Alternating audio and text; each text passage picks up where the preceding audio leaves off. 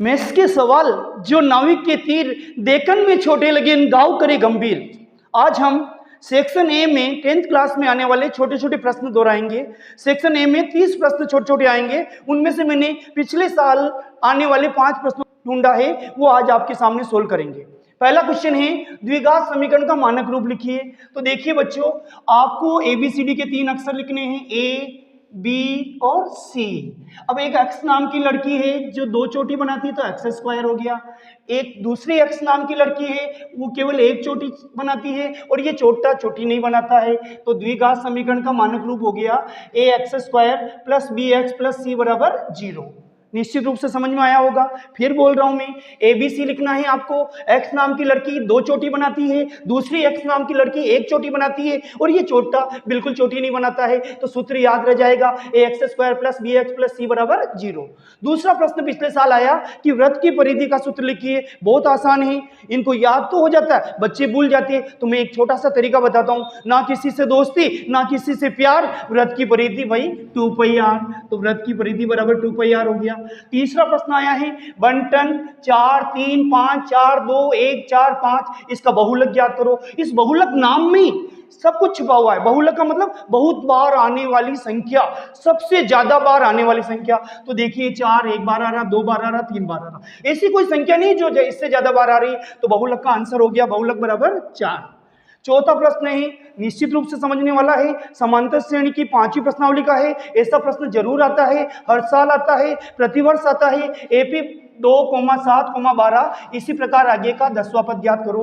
तो हमें क्या करना पड़ेगा, एक सूत्र लिखना पड़ेगा समांतर श्रेणी का, AN बराबर A + n-1D।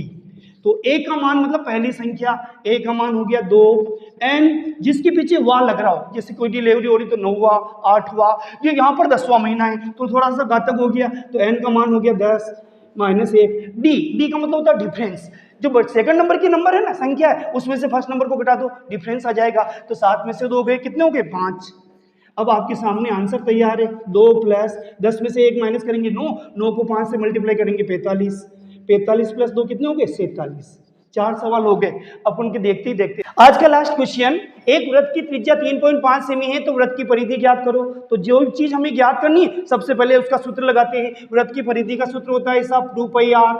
ये 2πr, 2 का मान हमेशा 2 होता है, पाई का मान सब बच्चे जानते हैं, कमजोर बच्चा भी जानता है, होशियार बच्चा भी जानता है। पाई का मान होता है 22/7 और r का मान सवाल में दे रखा है, त्रिज्या का मान 3.5 सेमी। तो हम यहाँ 3.5 लिखेंगे और पॉइंट हटाएंगे तो क्या होगा, नीचे 10 आएंगे। 7 एकम 7 काट रहे, 7 पंजा 35, 5 एकम 5, 5 दूनी 10।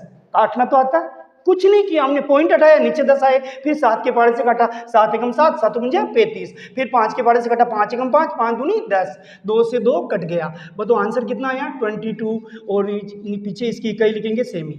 तो आज के ये हमने पिछले सालों आने वाले बहुत most question, very important question दोहराए।